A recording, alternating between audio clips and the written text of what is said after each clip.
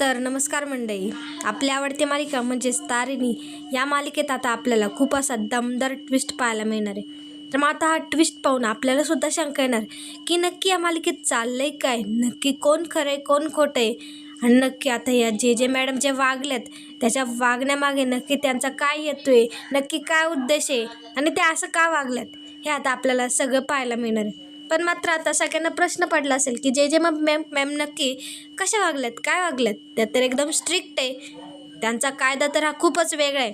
पण मात्र आता त्या काय वागल्यात हे आता आपल्याला या भागात पाहायला मिळणार आहे. तर मग आता ह्या असं वागल्यात की आता पद्मिनी काकूंना तर काय त्यांच्या मुलाला काही करून त्यांना वाचवायचं होतं.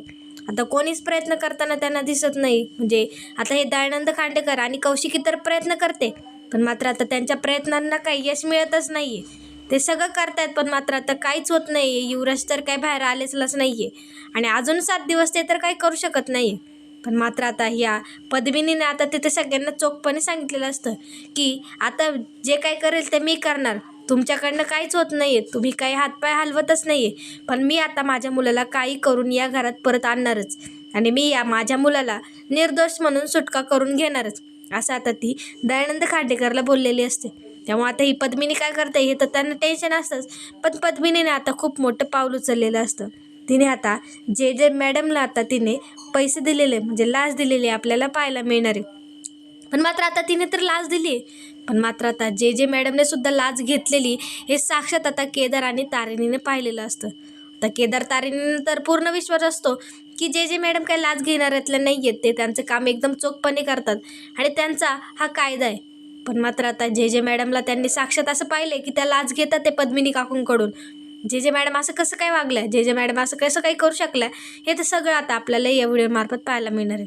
त्यामुळे आता जे मॅडम जे बोलतात ते करतात, पण मात्र आता जे मॅडम जे नाही बोलत आहेत ते सुद्धा आता यांनी केलेलं आहे, यांनी करून दाखवलेलं आहे. पण मात्र आता ह्याच्या मागे त्यांचा काहीतरी वेगळा उद्देश असू शकतो, काहीतरी वेगळा हेतू असतो, हे मात्र आता आपल्याला या भागात पाहायला मिळणार आहे. त्यामुळे आता त्यांचा काय हेतू आहे, त्यांचा काय उद्देश आहे ते जर तुम्हाला जाणून घ्यायचं असेल तर मात्र आता हा संपूर्ण व्हिडिओ तुम्हाला पाहत राहा.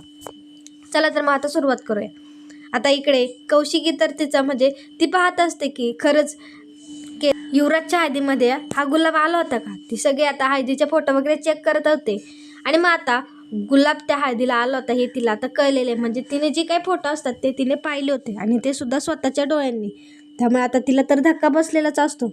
पण मात्र आता ती फोटो पाहत असते तेवढ्यात आता तिथे पद्मिनी काकू आलेले आपल्याला पाहायला मिळणार आहे.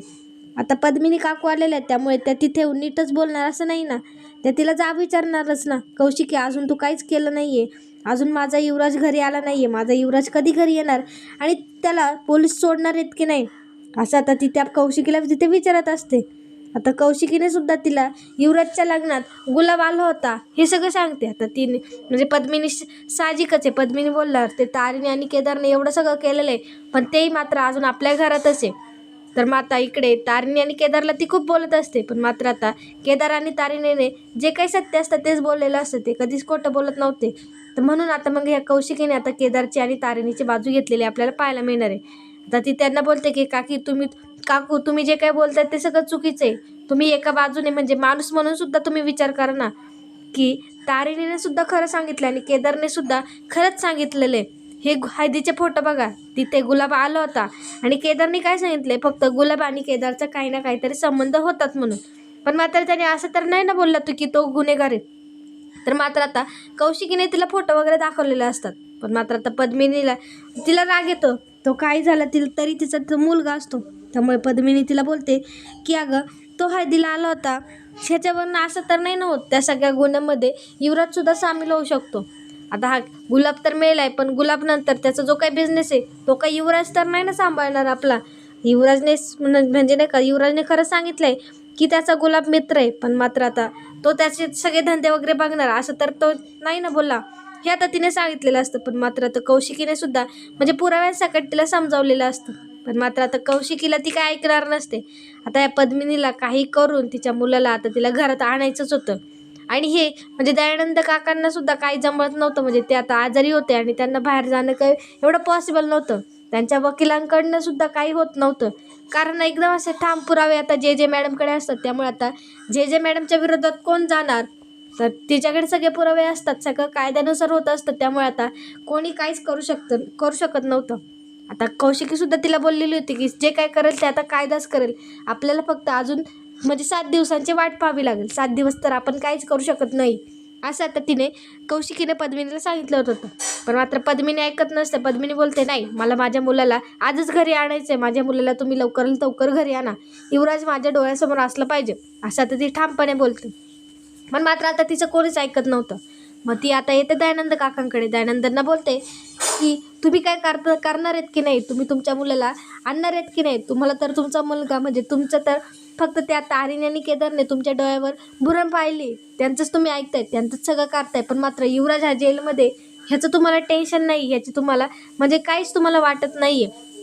तो युवराज तिकडे स्टेशनमध्ये, तरीसुद्धा तुम्ही अजून काय हातपाय चालवतच नाही. पण मात्र आता तुम्ही गप्प बसा, तुम्ही काही नाही केलं ना तरी मी काही गप्प बसणाऱ्यातली नाही आहे, मी माझ्या मुलाला काही करून इकडे आणणं म्हणजे त्यांच्या घरी आणणारच, असं आता तिने तिथे विडा उचललेला आपल्याला पाहायला मिळणार आहे. पण मात्र आता या पद्मिनीच्या डोक्यात काय चालू आहे हे कोणालाच कळत नसतं आणि ती कोणाला आता जाणूनसुद्धा देत नसते.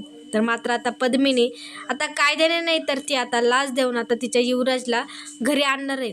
पण मात्र आता ती कशी आणणार आहे आणि नक्की तिच्या डोक्यात म्हणजे त्या जे मॅडमला काय करणार आहे, त्यांच्याशी काय बोलणार आहे, हे आता आपल्याला पाहायला मिळणार आहे. चला तर मग आता पाहूया. तर मग आता ही पद्मिनी काकू आता पैशांची बॅग घेऊन म्हणजे अर्थात लाच घेऊन आता ती पोलीस स्टेशनमध्ये आलेली आपल्याला पाहायला मिळणार आहे. त्याच्या आदल्या दिवशी आता केदार आणि तारिणीचा विषय झाला होता की जे मॅडम कशा असल्या, त्या जरी त्यांचा कायदा जरी कडक असला तरी मात्र त्या लाच घेणाऱ्यातल्या नाही आहे असं त्यांना वाटत असतं आणि त्यांचं आधीच हे सगळं झालेलं असतं. पण त्यांना कुठे ना कुठेतरी क्लिक होतं की पद्मिनी काकू कोणाला ना कोणाला लाच देणारच आणि मात्र त्या ती युवराजला सोडवून आणणारच, हे त्यांना कुठेतरी क्लिक झालेलं होतं. त्यामुळे आता पद्मिनी काकू तर त्यांच्या मार्गाने ते प्रयत्न करत असतात. पण मात्र ते इथे केदार आणि तारिणीला सुद्धा संशय आलेला आपल्याला पाहायला मिळतं. तर मात्र आता ही पद्मिनी लगेच पैशांची बॅग घेऊन आता ती पोलीस स्टेशनमध्ये गेलेली आपल्याला पाहायला मिळणार आहे. तर मात्र आता पद्मिनी काकू पोलीस स्टेशनमध्ये गेलेले असतात. त्या जे मॅडमशी बोलतात, त्यांना बोलतात की मी माझ्या मुलाला सोडणार आहेत की नाही, म्हणजे एक प्रकारे त्यांना लाच घ्या असं त्या बोलत असतात. पण मात्र आता ते पोलीस स्टेशन असतं तिथे आता एक बाई पैसे घेऊन आली आणि ते म्हणजे जे मॅडमला ती पैसे देते आणि जे मॅडमने जर ती लाच घेतली तर मात्र त्यांच्या आयडेंटिटीला धोका असू शकतो. मात्र आता म्हणजे त्यांची नोकरी जर कोणी पाहिलं, कोणाला जर कळलं तर मात्र आता त्यांची नोकरी जाऊ शकते असं त्यांना वाटतं. त्यामुळे आता जे मॅडम तर म्हणजे ते नक्की आता काय करतील आणि त्याच्यानंतर काय करतील, त्यांचा विचार कधी बदलेल हे त्यांनाच माहिती असतं. म्हणजे त्यांनासुद्धा कळत नाही की त्यानंतर आता नक्की काय करणार आहेत. त्यामुळे जे मॅडम तिथे लगेच त्यांना रागवतात, लगेच उठते पद्मिनीला बोलते, ओ तुम्ही काय करताय, तुम्हाला कळतंय का, तुम्ही मला लाच देतायत, ह्याच्यावर सुद्धा मी तुमच्यावर कंप्लेंट टाकू शकते आणि जर मी आता कंप्लेंट टाकली तर मात्र तुम्ही कधीच परत सुटणार नाही, अशी आता धमकी या जे मॅडमने पद्मिनी काकूंना दिलेली आपल्याला पाहायला मिळणार आहे. आता ती पद्मिनीला बोलते की तुम्ही इथनं निघू शकता, तुम्ही इथनं जाऊ शकता, मी काय लाज वगैरे घेणाऱ्यातली बाई नाही आहे, असं आता ती पद्मिनीला बोललेली असते. आता पद्मिनी घाबरते. पद्मिनी आता लगेच म्हणजे तिचा मूड ऑफ झालेला असतो. आता ती लगेच आता तिच्या गाडीमध्ये बसायला येते. आता पद्मिनी तर तिच्या गाडीत बसायला आलेली असते आणि केदार आणि तारिणीला सुद्धा की जे मॅडमशी बोलायचं होतं. त्यामुळे आता जे मॅडमचा पुढचा नक्की काय प्लॅन असणार आहे हे जाणून घेण्यासाठी ते आता पोलीस स्टेशनमध्ये यायला निघाले असतात. पण त्यांना मात्र आता तिथे पद्मिनी काकूची गाडी दिसलेली असते आणि त्या गाडीमध्ये बसलेली ही त्यांना जे मॅडम दिसलेली आपल्याला पाहायला मिळणार आहे. पण मात्र आता जे मॅडम तिथे पद्मिनीला बोलताय की तुम्हाला पैसे कुठे द्यायचेत ही अजून जागा कळलेली नाही आहे, पण तुम्हाला लाच द्यायची हे मात्र तुम्हाला कळलेलं आहे, असं थोडक्यात आता ह्या जे मॅडमने त्यांना सांगितलेलं असतं, म्हणजे पद्मिनीला सांगितलेलं असतं. मग पद्मिनीसुद्धा खुश होते. पद्मिनीलासुद्धा कळतं की ह्यांना लाच घ्यायची आहे, या पैसे घेतल्यावर माझ्या युवराजला नक्कीच सोडतील. त्यामुळे आता पद्मिनी खुश होते. त्या दोघी गाडीमध्ये बोलत असतात. मग आता लगेच पद्मिनीने सगळे पैशाची बॅग आता या जे मॅडमच्या हाती सोपवलेली आपल्याला पाहायला मिळणार आहे. म्हणजे आता ती त्यांना लाच देते हे आता आपल्याला पाहायला मिळणार आहे. पण मात्र आता ह्या दोघीच जणी गाडीत बसून काय करतात आणि नक्की या जे मॅडम लाच घेतात हे आता केदार आणि तारिणीने पाहिलेलं आपल्याला पाहायला मिळणार आहे. कारण केदार आणि तारिणींना जे मॅडमशी बोलायचं होतं त्यामुळे ते तर तिथे आलेले होते. पण मात्र आता लाच घेताना या दोघांनी तिला पाहिलेलं आपल्याला पाहायला मिळणार. त्यामुळे आता ह्यांना सुद्धा धक्का बसतो की काय जे मॅडम लाच घेतात ते असं कधी होऊ शकतं का, ते एवढा कायदा करतात, त्यांचा कायदा इतका डेंजर आहे आणि त्या इतका पॉवरफुल आहे तरीसुद्धा ते लाच घेतात आणि त्यासुद्धा या युवराजला सोडवायला युवराज कसा आहे हे आपल्याला माहिती आहे आणि युवराज विरोधात सगळे पुरावे मॅडमकडे आहेत, तरीसुद्धा मॅडमने असं का केलं ह्या दोघांना प्रश्न पडतो. आता त्यांनी इतक्या म्हणजे मेहनतीने युवराजचा तो व्हिडिओ बनवलेला होता, युवराजबद्दल इतके पुरावे सारे त्यांनी गोळा केलेले होते आणि या जे मॅडम लाच घेतात ते आणि त्या लाच घेऊन नक्की त्या युवराजला सोडून देतील का? त्यांच्या डोक्यात वेगळाच प्लॅन शिजतोय का? वेगळाच आणखी दुसरा प्लॅन आहे?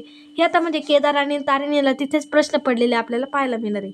त्यामुळे आता ते जे मॅडमला तिकडे पाहायला आले ते म्हणजे त्यांना भेटायला आले, त्यामुळे ते त्यांचा वेश बदलून आलेले असतात. त्यामुळे जे मॅडमला काही कळत नाही हे केदार आणि तारिणीचे. पण मात्र आता जे मॅडमने तर लाच घेतलेली त्यांना पाहायला मिळते, त्यांना धक्का बसत असतो.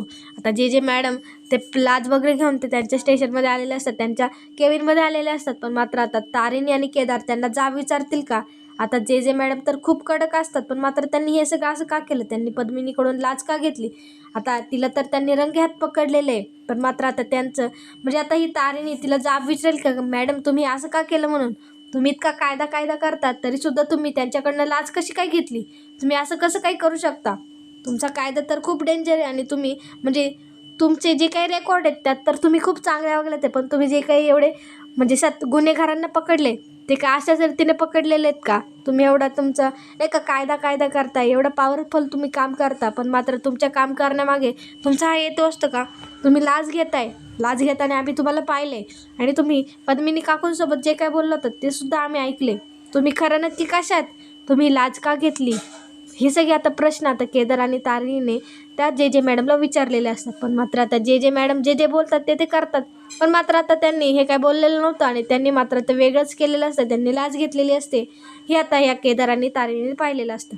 त्यामुळे या दोघांना तर खूप सारे प्रश्न पडलेले आपल्याला पाहायला मिळणारच आहे. पण मात्र आता ह्या सगळ्यांची उत्तरे आता या जे मॅडम कशा देतील? त्यांनी नक्की ती लाच का घेतली? का त्या लाच घेण्यामागे त्यांचा दुसरा काही हेतू होता? त्यांना नक्की काय करायचं होतं हे आता आपल्याला पुढील भागात कळणार आहे. त्यामुळे ह्यांनी तर आता लाच घेतली, पण मात्र आता त्या लाच घेण्यामागचा उद्देश त्यांचं नक्की कारण काय हे आता आपल्याला उद्याच्या भागात कळणार आहे. त्यामुळे उद्याचा भाग पाहायला विसरू नका आणि जर आजचा भाग आवडला असेल तर लाईक कमेंट शेअर करायला विसरू नका. आणि मंडळी तुम्हाला काय वाटते ह्या जे मॅडमने नक्की ती लाच का घेतली असेल? ह्याच्या मागे त्यांचा काहीतरी उद्देश असूच शकतो, कारण त्या इतक्या पॉवरफुल आहे, त्यांचा इतक्या वर्षांचा एक्सपिरियन्स आहे. पण मात्र आता त्यांनी ती लाच का घेतली हे तुम्हाला का वाटतं ते तुम्ही नक्कीच कमेंट बॉक्समध्ये सांगून ठेवा. आणि उद्याचा व्हिडिओ पाहायला विसरू नका, कारण त्यांनी हे सगळं का केलं आहे. आता ह्याच्यानंतर म्हणजे हे सगळं केल्यानंतर अजून एक कोणाचं तरी प्रकरण, कोणाचा तरी खुलासा सगळ्यांसमोर येईल का हे आता आपल्याला उद्याच्या भागात पाहायला मिळणार आहे. त्यामुळे उद्याचा भाग पाहायला विसरू नका आणि आजचा भाग जर आवडला असेल तर लाईक कमेंट करा, शेअर करायला विसरू नका आणि आपल्या चॅनलला नक्कीच सबस्क्राईब करा. धन्यवाद.